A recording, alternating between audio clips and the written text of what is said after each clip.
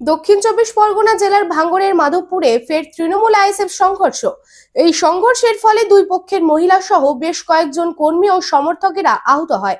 জানা গেছে, একটি গাড়ি যাওয়ার জায়গা করে দেওয়াকে কেন্দ্র করে এই সংঘর্ষটি ঘটে। আইএসএফ এর পক্ষ থেকে অভিযোগ করা হয়, তৃণমূলের কর্মী ও সমর্থকেরা আইএসএফদের বাড়ি গিয়ে বেশ কয়েকজনকে মারধর করে। তবে এই ঘটনায় তৃণমূলের কর্মী ও সমর্থকেরাও আহত হয় বলে জানা গেছে। রানীগঞ্জে নিজের স্বপ্নের বাড়ি খুঁজছেন? তাহলে চলে আসুন biggest housing project Kamaladham housing complex. এখানে আছে মোট 250টিরও বেশি ফ্ল্যাট। 200টি ফ্ল্যাটে অলরেডি ফ্যামিলি বসবাস করছে, বাকি ফ্ল্যাটগুলি রেডি টু মুভ।